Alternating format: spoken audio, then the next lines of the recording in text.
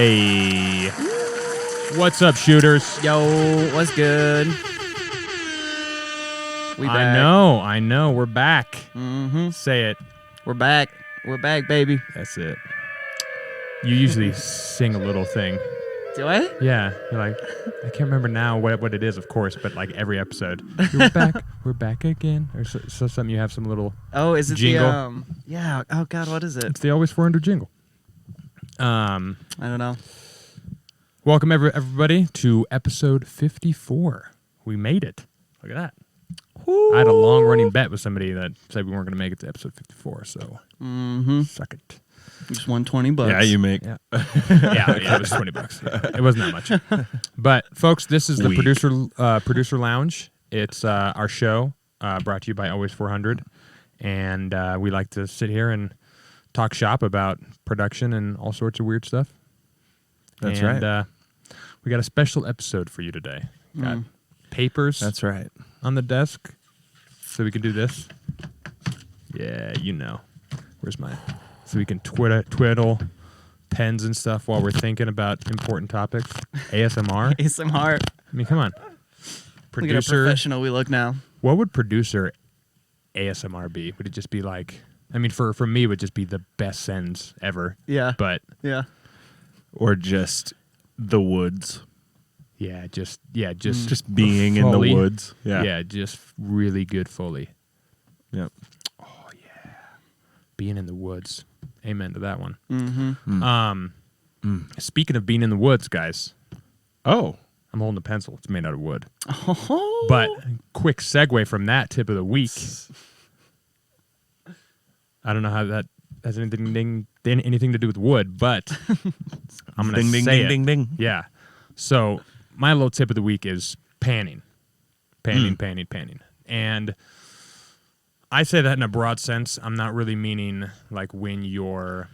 Or do you mean it in a narrow sense? No, an obtuse sense. Actually, in a man sense, not a broad sense. You know what I mean? Nice. Hey. Back to back. I'm on fire today, dude. You know? Fuck that. I'm flaming hot. So, panning.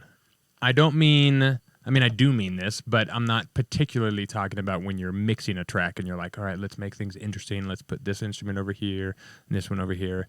Like, I'm kind of talking about that, but in this sense, I'm speaking on drums more so, and how just 5 units of panning left or right from the center can help just bring depth to the drums and make them way more saucy. You can basically pack more drums in because now there's more room, you know? Like, not that you should, but if you have a bunch of shit in there in your drums and you like the stack, how it sounds, just start panning them left and right, like 5, 10 units, pan units. What are those? Cents? Yeah, I don't know. I don't know. But Ableton is just like it's left like a one, percentage, left two. Right. Yeah, I guess it's a percentage. But what I've been doing a lot is I scale it on importance. So the kick drum, most important, it sits in the center. The snare drum, second most important, it sits either on it or just like 1 cent to the left or right, which doesn't seem like a lot, but after everything starts pushing and getting distorted and shit, it helps a lot. It helps a lot, especially when you're trying to get the snare on just like slightly louder in one speaker. Right. And when you're making like house or anything that's 4 on the floor where you're going to have your clap of your snare hit with the kick, having it just slightly off from the kick gives the kick a lot of room to breathe and your snare a hell of a lot of room to breathe.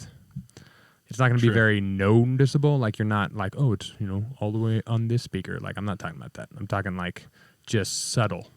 And then it kind of goes down in terms of how I feel, how important things are. So if I have a bunch of off snares, those would be like, 15, 10 degrees off from center.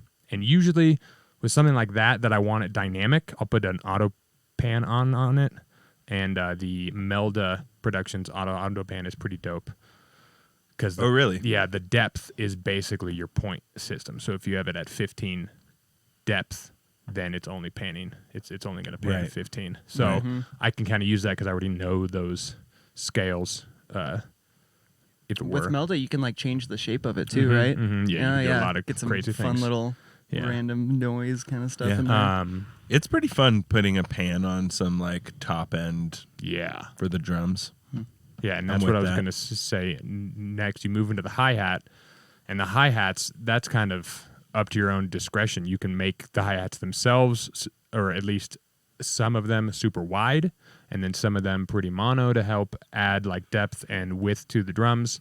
But you can also like take a back end like tambourine and move it just slightly to the right while you have like your main hi-hat like you were talking about over to the left. Like not so much Right. that it's going to be Right. obvious, but it's just enough to kind of help loosen up the Yeah. whole the mono signal is just a little bit cleaner. Right. Yeah. The more I do the harder the pan, the more I will do something on the opposite end that is complementing that and kind of helping keep weight with it. Mm-hmm. So like if I wanted to pan something pretty far off, whatever kind of sound it is, I might do like a reverb, like a short reverb on the other side with like a bunch of compression on it to kind of give you something on the other side to also be there. Mm-hmm. Would you do that like immediately? Would you like if a hit is happening over here at that exact same moment, something is equaling it out, or is it? I might have the just, same, Is it kind of just like that reverb I might use from the sound that I pan this way. Oh, okay, cool. Then I'll send the reverb the other way and have it be a part of the actual sound. But no matter what, if you're gonna get crazy with panning, it is pretty crucial to be like weighing it on either side. If you have something really strong over here, you kind of need something over here to like counterbalance it. And it doesn't need to be the same sound or hitting at the same time or anything like that. right? I'd Okay. really like putting like a reverb on the other side, or even like a slap delay could be cool. Just something to like Help give it. carry it. Yeah. That makes sense. And when it does get put to mono, if it picks the wrong side channel or whatever, it just has slightly more Sure. to kind of carry it Sure. through the mono mix. Right. Kind of help push it through. Which we're getting pretty close to nobody having mono systems anymore. Yeah. Which is kind of nice. Yeah, the classic producer move for electronic music is like, they don't even have stereo In the club, systems in dude. the club, bro. So Yeah, well. you don't have to worry about the stereo. It's It's like, if you're not using stereo, you're in a it's not painful, the 90s, painful dude. world. Yeah, on. you poor Yeah. soul. That's brutal. Yeah. Like what's super fun, which we've talked about this before, is doing a little check in mono and kind of like a lot of times if I'm stoned, I'll leave it in mono for like 20 minutes to a half hour while I'm Right. like kind of goofing around. Yeah. And then I'm like, Oh, fuck. I'll try and pan something and I'm like, what broke? What the hell just broke? And then it dawns on me. I'm like, oh yeah. And I go back to 100% and it just sounds all sick. Right. All of Yeah. a sudden, it sounds Yeah. amazing. Sounds But- like 4D. It's good Just to like, do that intentionally because you can kind of do some fun things in mono that you wouldn't necessarily think to do in stereo and vice versa. Right. I think. It's not like the best trick ever, but it's fun to kind of go in It's and a pretty out. good mixing trick. If you're just trying to get things to sit well together, mono it. And you can use panning while you're monoed to try and figure that out. You could sit there and go like, push this over here, push this over there. It's just going to get kind of quieter. Yeah, it'll as just you kind of pan suck it. around. So Yeah. it's like a cheating way to like kind of cheat yourself into thinking that you're doing like volume. Right. but You're just kind of pushing it over the side a little You're bit. just pushing it 5 degrees. A little, Just 5 degrees. little pushy push. Just a little. Just a little bit. Just a little push. Little bits. Little one. Little bits. Forgot about that one. I can't go. my riveting podcast. It is. Right here. I mean, panning. Hey, panning is fucking exciting. Okay, people need to know The joy of panning the joy. with always of panning. 400. yeah, in Bitwig, I will often put a tool down, aka a utility if you're using Ableton, and do a random LFO on the panning, and just have it kind of doing whatever the random Pretty pan hardcore. Pretty square waves. Or pretty movie. Sign-ish. I Kinda. Yeah, well, it depends on what it's on. If it's Yeah, on a really totally. transient thing, I want it less movie, Right. Because I don't want it to be like across the stereo system. You're like, wait, Right, yeah. You only But- want that if you want that. right, You but know, because sometimes that's cool. but for For it like to be like, pads and stuff, like it's so easy Oh, just to yeah. do a subtle movement, and you're like, wow, it sounds so much better.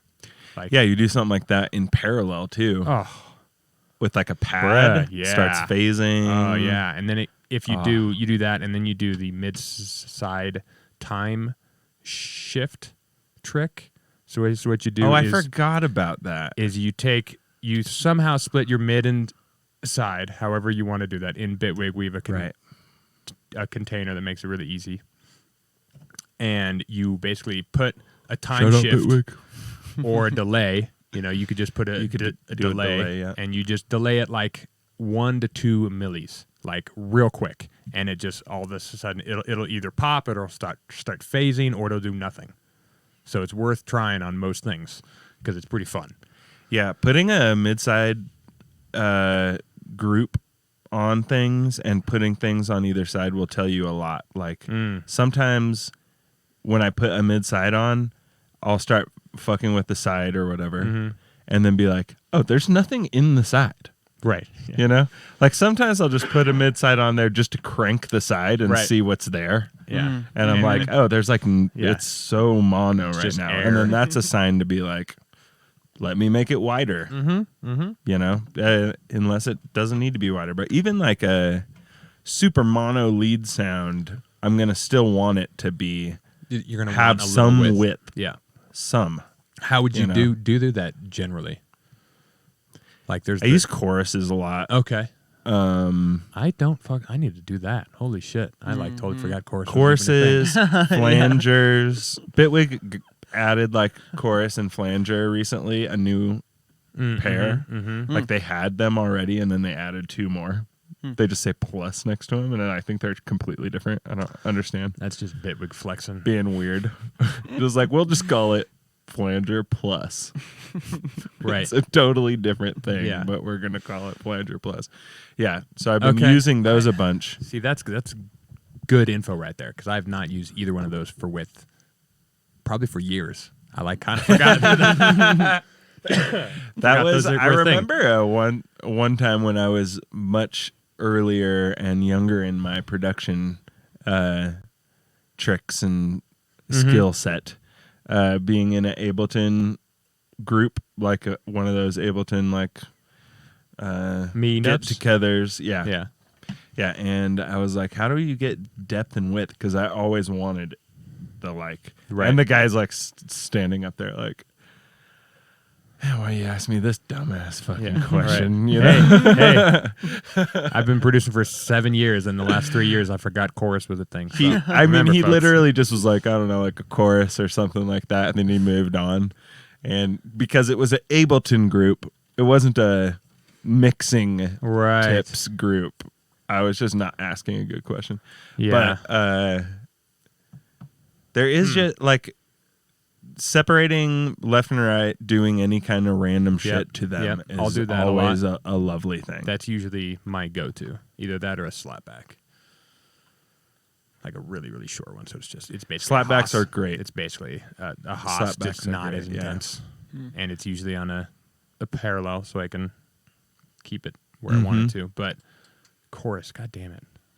I bet that's going to fucking do some good shit. Oh yeah, it That's is. going to do some good shit. Oh yeah, it is. It's really nice. So dumb. Last night I was like high as balls working on this mix that I'm working on, and I'm like, this bass is like dry. It's too dry.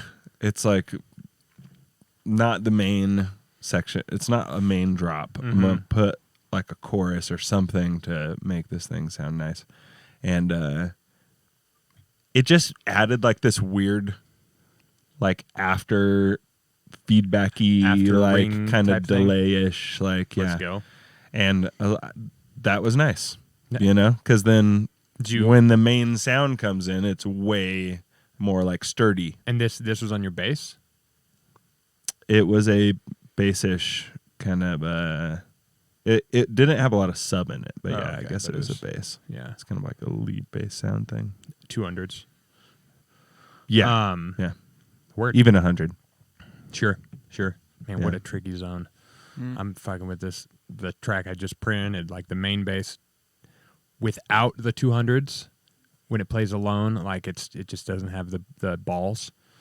And then when it plays with its partner, I have to like put a whole separate EQ on to like take the 200s out so the new thing can play in the 200s.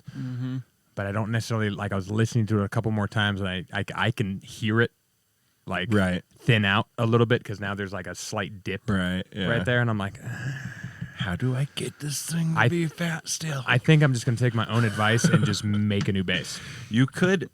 You 'Cause could do like It's been EQ'd to death. less. I think. Oh, really? Yeah, I think I just need to go back to square one. That's I still kind of have. fair. Luckily, I have right above it is the MIDI with the phase Totally. plant. So Totally. all I gotta do is fuck with it, reprint it, bring it back in, disable everything, and then like see what works. So it's not gonna be the worst thing ever, but sometimes, folks, you just gotta pick a new sound.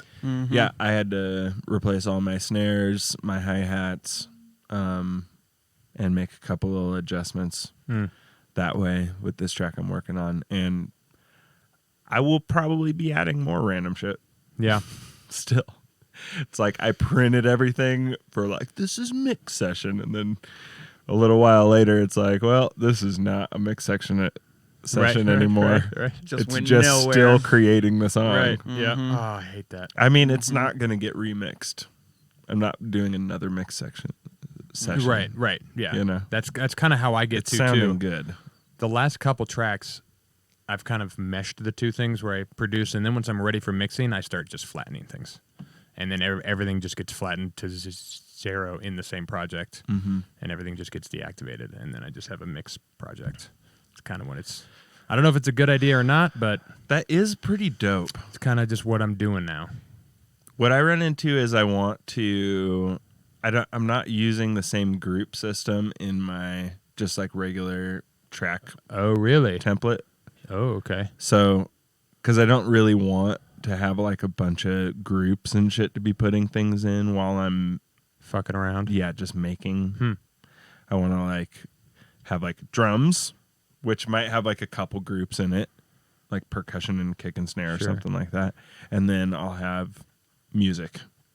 And then once I'm ready, no front, back, yeah, anything like that nothing. in the music group. Yeah.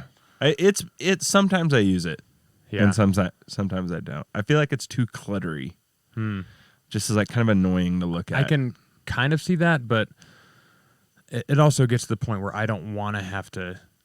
Once I got the track kind of working, I don't Right. want to throw it into all the groups and all that shit. Like I want to be right in the track into the limiter that I'm going to be finishing the track into. Like I want it all there, whether it's hitting or not right out of the gate or not. But I like being able to make a kick drum, set it right where it needs to be in the mix in terms of loudness. I mean, not right where it needs to be. That kind of depends. But generally hitting where it needs to hit. The kick alone is hitting like -8. And you're like, okay, cool.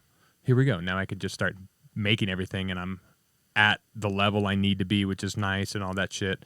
Because when I was early in production, I suffered from, I thought we had a name for it at one point, but where you constantly just turn everything down throughout the making of the song. Because like you bring something in, you're like, oh, it's too loud. You turn it down. And then like everything just starts turning down. And then you get to the end and you like push your limiter all the way up. Oh and yeah, it, that's like, what we were 20. doing constantly. Yeah, it's just a we were doing that all the time. giant issue.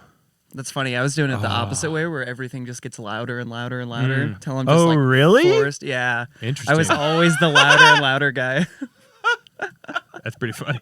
Yeah, right. Because you put something in Holy and like you're shit, zoning for a bit, and dude. you're like, oh wait, actually the kick needs to hit a little bit harder. So you pull that up a little, And then like maybe See, I 10 did minutes that. later, oh, my bass could come up a little more. Oh, no, but now my pads are lacking. You can't go above 0 though. Yeah. So Yeah. eventually, I'm just slamming everything. Yeah, It's just- and because of that, the I'd go mix is held down. together terribly. Yeah, I I'd go be down like, because the 0 kick needs to be is the louder, top. so I got to bring everything else Yeah. down. Yeah, from no, the it makes kick. way more Yeah. sense to do like It's that. funny as To just fuck. mix to the That's kick, so basically. funny. Yeah. Yeah, well, that fucked me for a while. So That's now I'm so like funny. super adamant about like getting the kick where it needs to be before we move forward. I can still change the flavor of the kick later, but I just got to get the levels set generally and my knob set on the interface where I know I'm going to be like working, and then I can keep a mix while I'm making the track kind of intact. So at that point, you just don't touch the kick volume, no matter Not what kind of thing. necessarily, but for the first several hours, yeah, I don't. It just stays right where it is, and then I mix everything to the kick. The last several tracks that I've been turning my kick down at the very end. I like get it all there, and then I turn my kick down by like 3 decibels. Damn. And it's great. I'm like, wow, doesn't like hit super hard in the car. Like I want it to hit hard, but like there's a thing when like your kick drum is just too loud. Like it's just it's pretty obvious, and you can't really tell until you're in a room or a place that's going to show it. And I've always suffered from loud kicks, and so I'm trying to get better, and it seems to be so. Little LKS, loud Yeah. kick syndrome. I think my kicks tend to be one of the loudest things. It's got to be. What I've been kind Yeah, of I think it's the loudest, but it gets smashed so many Right, times on the right. way in. right, and it is the loudness, so to speak, like wherever it's knocking on the frequency spectrum, that's usually like it goes up and there's a little knock, and then the sub is like right behind it. But like the amount of decibels you can turn down and not lose that nub is pretty amazing. Like you can turn decibels down, but it doesn't, like the perceived loudness of the kick doesn't change. Yeah, that's interesting. I should look into that because I am kind of slamming my kick. But what I'm nervous about is then the snare, Right, or right. clap It's a you're sitting here with plates is going spinning. to be like too loud. Right. Yeah, you turn one down by a decibel, now the whole drums is all messed up. Right. Because the hi-hats are now showing through. Yeah, it's definitely a whole thing there. Yeah, I compress a lot individually to help with that. Like the snare and the kick, everything's just getting slammed into a compressor and then boosted back up afterwards, which helps a lot. Also, having more high end on the kick, you can kind of turn it down, and you could still the click will come through, which will carry kind of you help a little bit. Yeah, help perceive. Yeah. A little more. That is loudness on such a that. tricky fucking thing because when I'm sitting in my studio and I make a kick, I don't really want very much high end. No, no, Like I I want a really nub. don't. Yeah, I just Yeah, want it to I be know. Yeah, I know, like right? that fucking low, just boom. Yeah, and yeah, you want this, but high passed or Right. low passed like several Low times. pass, yeah. So it's just a sine wave going. But That doesn't work. no. I mean, we preach about it all the time. I don't know how hard we preach about it on the podcast, but we're making music for clubs, and clubs have so much sub. Go. It's so bad. Another tip of the week: go to the club. Yeah, Yeah. 100%. If you're Jesus. trying to Go to make, the club. if you're trying to make club music, Yeah, or I mean, just in whatever, just go to the venues where you want to play.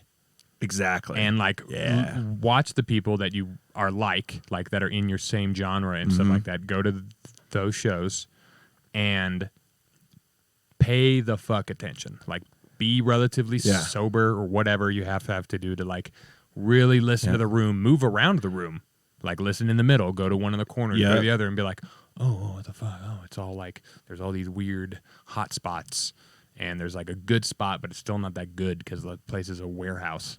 And it's just, there's never enough high end to fill it. Yeah. There's never enough high end.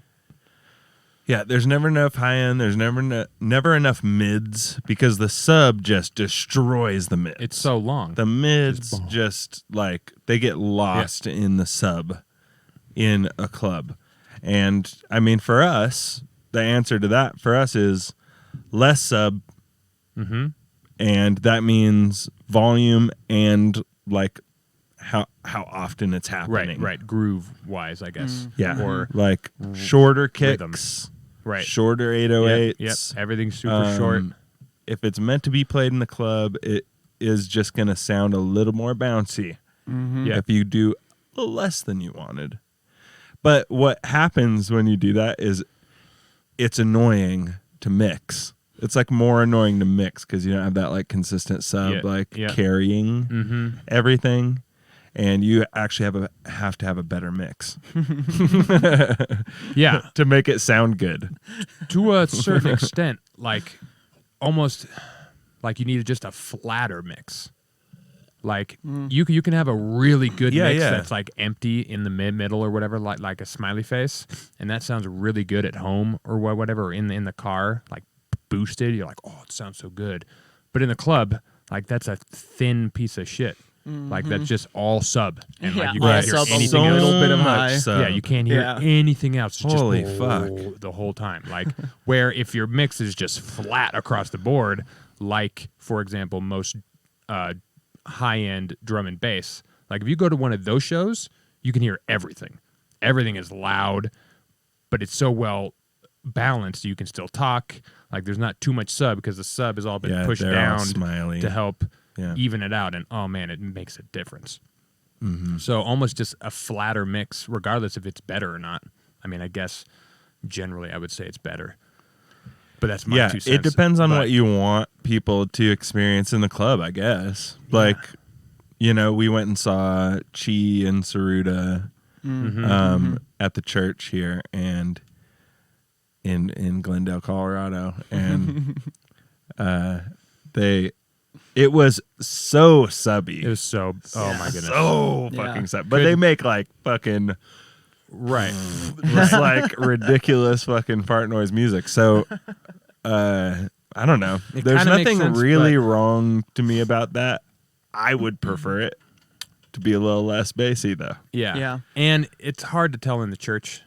They don't have functions, I don't think. Right. And it's like vaulted ceilings, so there's a lot of issues. I bet if that show was at the Black Box, it probably would have sounded better. Oh yeah, the Black Box. But you know, shout out Black Box. You can't always play at Black Box. Sometimes you got to play in a shitty warehouse. Oftentimes you don't want to play at the Black Box. True. It's too small. Sometimes you want to play festive. Too small. There's a bunch of, you know, nerdy dudes. A bunch of Wookiees. Just like we love you guys. Dudes that want to headbang, and it's not everybody's crowd. No. Let's be real. Yeah. Also, what's up, 432? What's up, homie? buddy? Welcome to the party. Welcome to the party. He says I'm early. Yeah, you are early. A half an hour into the show.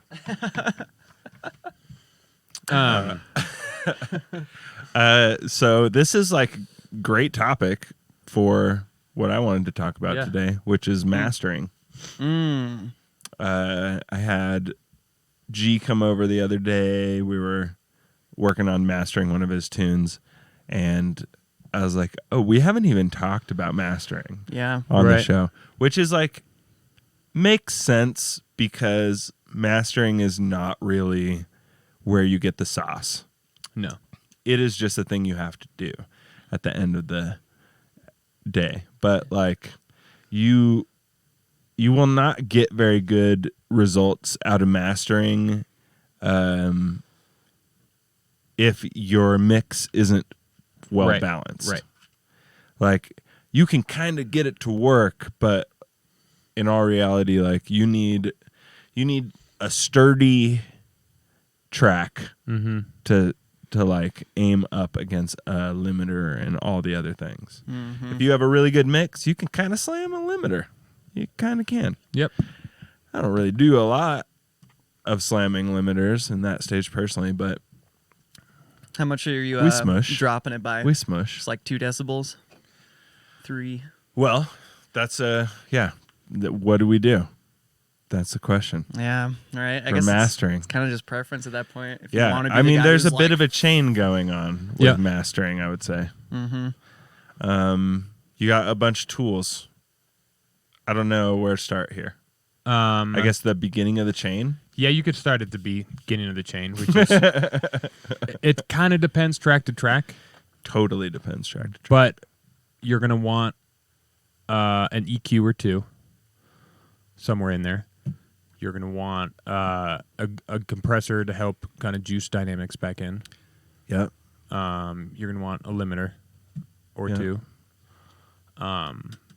Personally, if you're gonna be pushing the limiter, like if you're pushing a limiter 3 decibels, I would just put 2 on there and push each one by 1.5. I like splitting it in half. Yeah. Because it usually, I don't know if it does much or not, but it makes me feel better inside. Right. You Yeah. know? Well, why make it push 3 decibels when you can go 1.5? Right. And then you just put another one on. Yeah. And then it only has to do 1.5. Exactly. The harder you push a limiter, the harder it is to get it to sound good. Right. Mm-hmm. For sure. We should do an experiment sometime where you just put like 20 limiters on at 1 decibel Yeah, right. decrease, and then compare it to just a 20 decibel Yeah, we could decrease totally do on a that. single limiter. That'd be funny. Maybe we'll do that for the next episode. You guys might have something to want- look forward to. You might want saturation on your master. Mm-hmm. You might want to do some little automation things. We're making dance music. We manipulate things to try and get it to pop harder on the dance floor. What else might we put on a master? I put a soothe on the master Oh, interesting. for a Okay. G's track. I would say your first EQ on the chain should be like a mid-side, personally. Ooh. That's what I usually throw on first. And usually there's 2. There's one that's just cutting the sub out of the sides just in case I missed anything along the way. And then the second one is for any tweaks on the mid-end side that need, which sometimes nothing happens. But it's really good to look into that when you're mastering a track. It's like the very end, like you get one last chance to make sure all that's good. You will most definitely have a spot in your sides that you can, or in your mids, that you can dip, and it'll make the track sound better. Mm-hmm. Like almost always, I'll sit there on the mids or the sides, booster, cut, and just pull it around like a bell on an EQ. And there will be a moment where you drag it to a spot and you're like, oh, it sounds so much nicer without that, whatever that is, you know? Mm-hmm. Like, I think often it's like a low sides, like low mid sides somewhere just needs a little bit of a dip. Mm-hmm. Just get out of the way a little bit. We like the Christmas tree for sure, but oftentimes those could get a lot out of hand. Right. Low mids are hard to deal with though in general. So. Right. Yeah, they're an absolute, like 500 to 100 is a nightmare. Mm-hmm. It's a nightmare. It is. So we automate. We got a mid-side EQ, some distortion. Some sort of width control. Ableton has the utility. For Yeah. like the build-ups and stuff. Right. Constant. Do it every track. That's what I mean by automate. You Automation, have, yeah. Yeah, you have We something. could talk more into automation. Yeah. So a thing that a lot of us here do is we'll shelf the highs and the lows down in a breakdown area. So when you're approaching the next chorus or drop or what have you, Right. you're able to pop those. Pop them up. What are those called? Highs and lows, those shelves. Shelves. Thank you. Pop the shelves back up. God damn. Just deleted. It just got deleted. The word shelves. That coupled with a compressor for gain Yeah. is like, Yeah, so trick that we came up with, you're going to hear this if you are looking around on YouTube or whatever for mastering whatever. They'll be like, yeah, I turned the volume down by 2 decibels before the drop, and then I give the 2 decibels back before the drop. Go deeper. Do it. Go deeper. Use a compressor and pull the threshold down. So not only are you lowering the volume, you're also taking away some of the dynamics in that moment. So just a slammed compressor, super fast attack, Right. slow release even if you want, and then like have it to where it doesn't touch or it's off, and then when it hits that breakdown, it starts to kind of slowly press down on whatever you got in the middle, which in those moments, oftentimes it's quieter anyway. So you could kind of push into it pretty far. Just watch. But your you gotta be auto careful. game. You gotta be careful. I did it on G's track, and what I did was I pulled I put a utility on because I did this in Ableton, so he could understand better. I put a utility on, pulled the volume down by 8, and then I put a compressor, and then I put another volume that boosted by 8 after, so that no matter what, at 0, that compressor wasn't doing fucking shit. And then once it started getting that drop, it took a while to dig in, but it dug in a little bit slower. And then you can kind of automate it to go down pretty deep. So 432 just brought up another thing that is crucial, and Okay. we were talking about this earlier as well. Cutting the low end before clipping or limiting, and then boosting the low back up. Hey, Yeah. Good job, dude. let's go. So we've actually We talked love about that. this Yeah. on the pod. It's a So great one. much. You can make like So much I might even think you might have learned it from us. Yeah, you Nah, that's all you. there's plenty of ways you could do it. You can make little racks and do some shelving, fun to like do all that kind of stuff. But I'll a lot of times just have an EQ, and I'll just push down on the sub, and then I'll do some stuff, and then I'll bring the sub back up.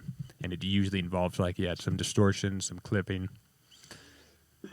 Excuse me. Yeah, it really depends on the track. Depends on what you're. Oh, it's that Subtronics. Because that's why That's where I you got it. found it. Yeah, and that's then where we I got found it. Classic bit. Yeah. Classic bit. We heard it from the same place, my dude. Yeah, let's go. That's awesome. Yeah, I don't know. That is a revolutionary idea that like changed our lives. Like I do that on everything now. Yeah, I it's pull not the just the low mix. end harmonic or fundamental on any random sound and then clip it. And honestly, I think it probably works a little bit better if you do it on the track level and not at the master. Like do it on the individual things, you're going to get a little bit more juice out of it. You can get that individual harmonic stuff going on with that. And then for me on the master, I am so far shelving my lows down and then compressing a little bit. Yeah. And saturating. And I'm not pushing the lows back up. Sure. I'm just pulling them down. Just because once it gets smashed down, it gets probably smashed down pretty close to where I pulled the bass down to in the first place. It's back at that point. Right. You know? You met it in the middle. Yep. Yeah. But fantastic. No, it's huge. Fucking trick. That's why we talk It about is clipping so so amazing. much here. Like Yeah. especially your high end. That Like, started you can, it for us, I you can think. clip your high end for days. Multi-band clipping. Yeah. I use that. I put that shit on everything. Fucking everything. Everything. Always Right. 400 special sauce. That's right. That's right. So yeah, you got that yeah. automation with the shelves Yeah. and the shelves. Compression. the shelves and the compressor as The your gain. compressor's digging in for gain. And then, you got some kind of utility or something doing a width one as well. Whichever way you want to do it. Usually I'm pulling it more toward mono. Right, mono, and then it opens back up. Yeah. If the only reason you wouldn't want to do that is if you had like a super mono drop that you want it to like feel like it goes really fucking mono in the drop, which is cool if you pull it off. Right. Yeah, interesting. It's kind of hard to pull off. You would have to. It would have to be like mono for a second, and then you start getting like some fun things that pop. Oh off yeah, on you're the not going to sides. stay there. Yeah, it's just creating contrast. Yeah. At that point, you're just setting, Contrast. Mono drop. dude, mono drop. That could be heavy for sure. He says It could be heavy. Yeah, isn't that- It could be loud as fuck. That's kind of what John does a lot of the time. I feel like if you John break down just one of his is tracks, in mono. yeah, he just lives in mono, Yeah. and it somehow Yeah, it's is pretty still mono. He's stereo, trying to but branch it's out, so, actually. just like so tight there. Yeah. Oh, John. Yeah. It's a little balance. Yeah. Little balance situation Shout you out have to restraint. figure out. Mhm. Because the issue with being very mono is you don't get that like depth Mhm. 3D aspect as well. Mm-hmm. And that's not something I'm interested in. Yep. No, I want that 3D. Yeah, I want that 3D, dude. You know, if you're at the club on fucking 2 or 3 tabs, you know, Oh, sheesh. which is an insane thing to do, Yeah. but pretty common. I would say, Yeah. I want it to feel like it's like moving through the room, you know, and not feel like just, I don't know. Sterile. It's gonna sound sick. Yeah, it's gonna no sound sick matter what. regardless. If you're on 3 tabs, but I want it to like be blowing your mind, Right. Yep. Yeah. At how deep it is, Agreed. because my mind's 100%. been blown. Yeah. Yeah. So, last bit on this mastering chain that I think is important is where you put your last limiter and or compressor. If leading up to that point, most of my limiters have compressors after them to juice a little bit of dynamics back in. But when it comes to the master, a lot of times I'll put the limiter last because I want any dynamics up to that point to stop right there. Like that's the last bit of dynamics you get to express. Like you get a little bit of from the compressor in front of it, and then it just taps into the compressor, or it taps into the You go on limiter Limiter. compressor. no compressor limiter. Gotcha. Although, and this is just on the master, sometimes it's limiter compressor limiter, doing like 1.5 Sure. and then taking Sure. 1.5 and then taking 1 or whatever, depending on how much I Right. need that last one to do. But I just want to bring that up because we talk about having compressors after your limiters a lot because it juices those dynamics back in, Right. and that's good. Right. But here, in this case, I wouldn't end with a compressor. Yeah. Yeah, me either. It's an interesting thing. Like, it's like, in my head, that means it cancels it out. All of the other dynamics that I put in by putting compressors that do Not necessarily. 2 to 3, right. you know, I mean, it's not, because most of those things are lower volume things, or a lot of them are, but it also, that dynamics is hitting a limiter so that you hear the dynamics hitting the limiter technically. Right.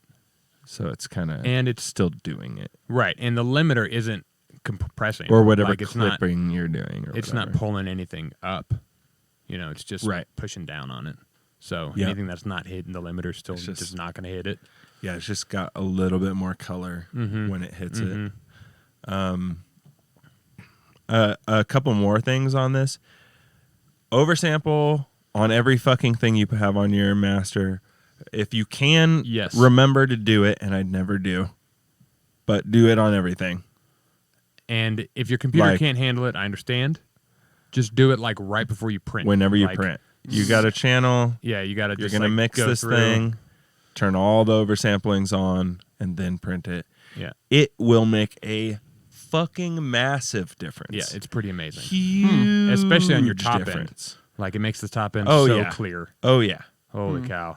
Wow. Yeah, It's because the crazy. issue you have if you don't use oversampling, the issue you have is you're getting harmonics from the sound that you're putting into whatever the given plugin is, limiter, saturator, compressor, blah blah blah. You're getting color back, and what you get without oversampling on is you get color on the way up the sound. I'm not going to explain this very well, but you get color up the sound. Like, let's say you're going up to 20,000 hertz or whatever, and it goes past that, and then it bounces backwards. You get this bounce backwards of harmonics. And those harmonics that are bouncing backwards, they're not in a harmonic phase with everything else. Or whatever. They have fallen out of favor. They're not harmonically, No. exactly. They're coming back in out of tune. Yeah, they're fucking, it's screaming the most awful harmonics, and you're getting those on everything that you don't do oversampling on. And added up across all your tracks in your tune makes a gigantic difference. And on your master for sure. Shout out once again, Dan Worrell. Dan Worrell. He just posted a video Watch like every last video. week that is exactly this topic. Really? Last week?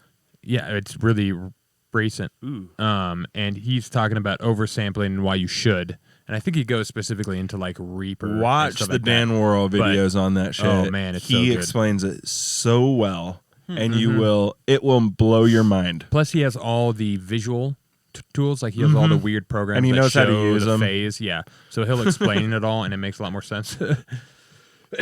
But oversampling is key, even if you're just doing like double, times 4. Like it's man, you're in makes a difference. FabFilter Saturn.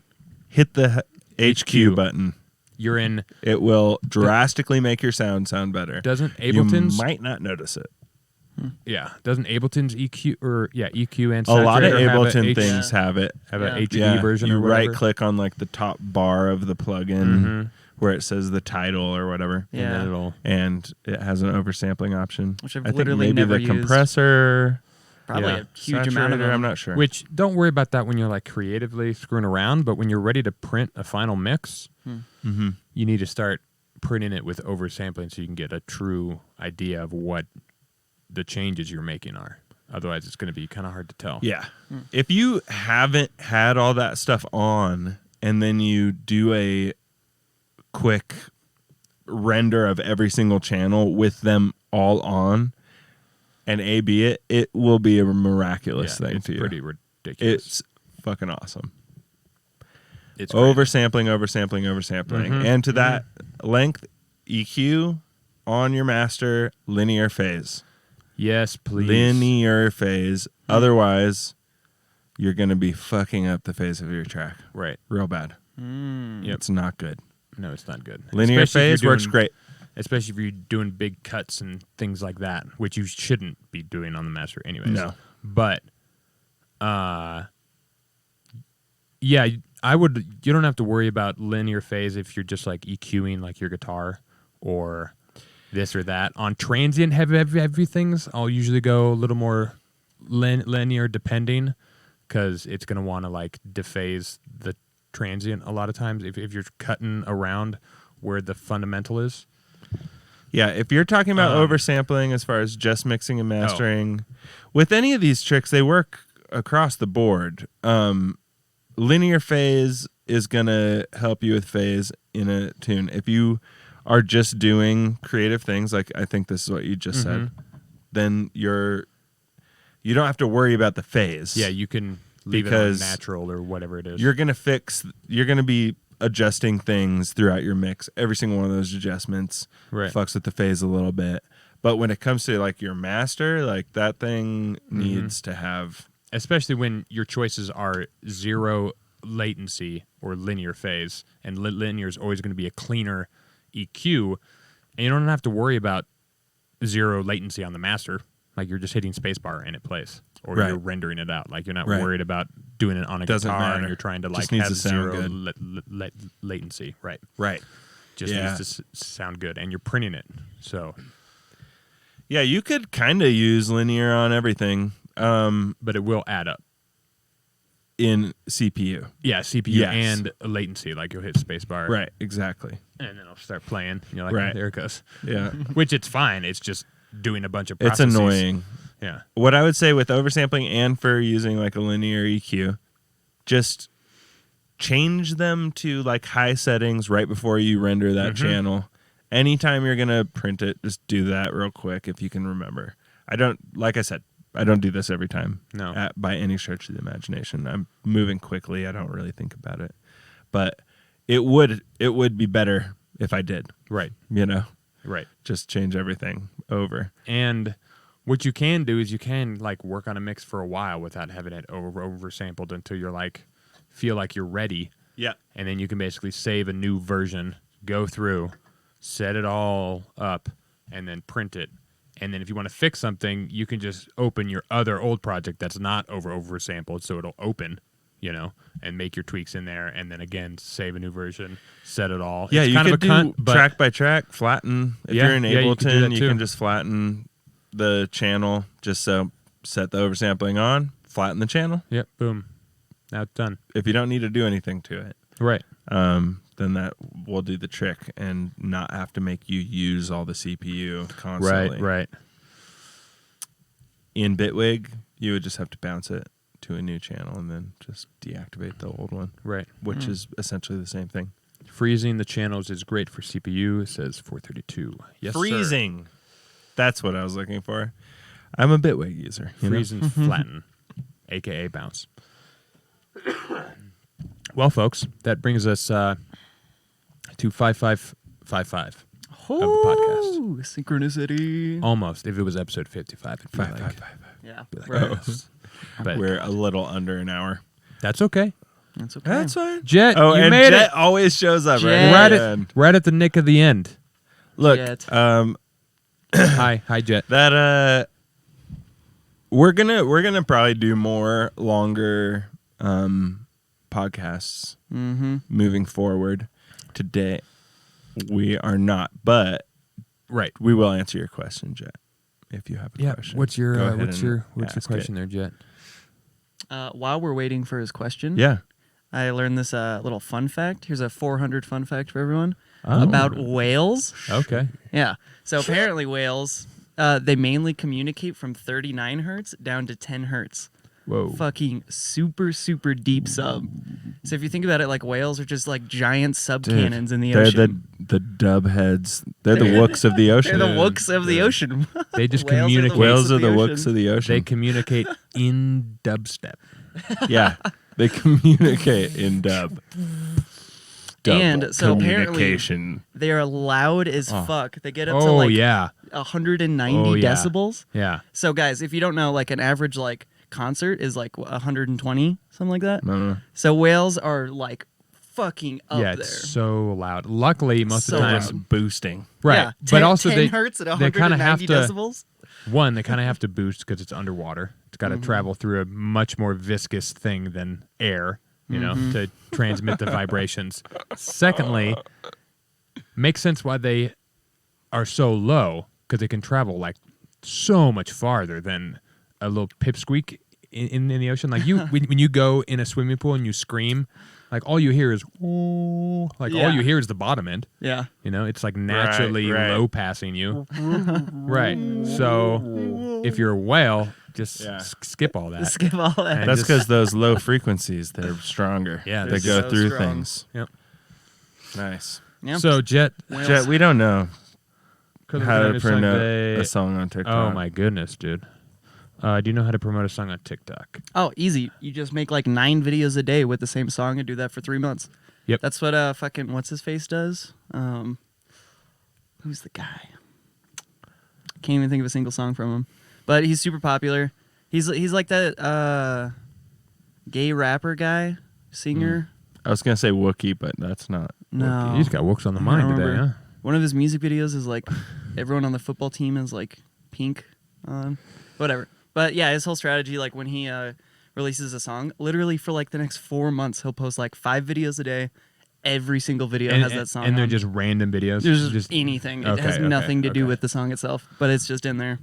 I think on top of that, you have That's a to good write call. a TikTok-y song, though. Like, Mm. like you can't just write like a club banger, and it's just gonna work on TikTok. It No, I think could it work. would. It could. It could work. I don't think it'll become like a trendy Right, like, right. You kinda have song to, that like- people use, but My money don't jingle jingle, it folds. I want to watch you wiggle wiggle, faux show. Like that's just a stupid thing. It's blown up, and it's such a dumb thing. It makes no sense. But like Yeah. those little catchy, less than a minute style things, or there's the that house song that's like even though you are not ready for the day. It can't always be night. And then it does the fucking the drop, and everybody was doing stitches with it and shit. Yeah. Which like that works, but like it's kind of hit or miss. Like you kind of have to. Yeah, you got to get lucky. Someone Do your popular best. has to use the song. But yeah, That strategy. the trick that he's talking about, that'd do the trick. Yeah, that'd do the trick. Do you want to make a fuck ton of videos on TikTok Yeah. with your song? That's the actual question here. Right. Do you want to work on all that? Yep. Yeah. Yep. It's I because don't. it's not. And I'm that sure. much. I'm sure you know this, Jet. But like, promoting a song on TikTok isn't just like, oh, it's this easy thing to get like free promotion. Like, nuts. Everything's work. Yeah. Everything, if you want to do Yeah. it right and do it well, is going to be work. Most And of it's those gonna- videos are probably going to get like 100 views, and then maybe you have one that kind of pops off a little. Right, and that's after fucking 8 hours a day for like 4 days making a couple videos. Yeah. Like, you kind of got to grind. But Jet's posting 3 videos every day on TikTok. Good for job. you, Jet. what's your name, bro? Yeah. Also, I found out Oh, it's. I definitely want to see that. I want to see it too. Yeah. I want to see your videos. It's Lil Nas X is the guy who I was trying to talk about. Oh, who just okay. fucking pushes his songs right. so hard on there. Yeah. Yeah. Is your name I'm Jet? Hey, I guessed it right. Really? Is it I am Jet.jet?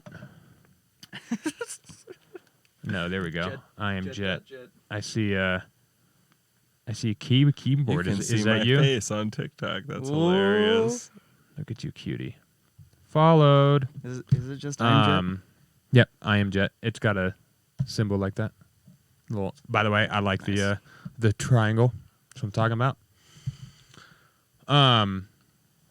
Yeah, just make shitloads of videos a day with the same song. And maybe even try and like dip into the current trends that are happening with your song. Yeah. Yeah, you're doing the thing, Jet. So Just that's keep doing what you're doing. Yeah, you just, and you know, this is kind of advice for ourselves. Like, we do this every week, and we've been doing it for a year, and it's not like we have hundreds of people in the chat right now. We're not expecting it to be like that. We know this takes forever. Even Joe Rogan has said that, like, for his podcast, he didn't even make any money from it till like after the 6-year mark is when he finally started making sure. money. So Sure. from 6 years, he was just putting money into it. Nothing was happening. No one cared. Yeah, for everything you just have to just grind, Yep. grind, fucking grind. Honestly, it doesn't matter what it is. Is it your job? Is it a video game? Yeah. Is it your passion? Is it sex? Grind. Hey, Grind, you know what that baby. Whales. Ladies and Everyone gentlemen, go look at whale stuff. we love you. Thanks for swinging in, Jet 432. We love you guys. See you, boys. We'll chat you on the other side. See you in Whales. Discord. Keep making those TikToks. Whoop.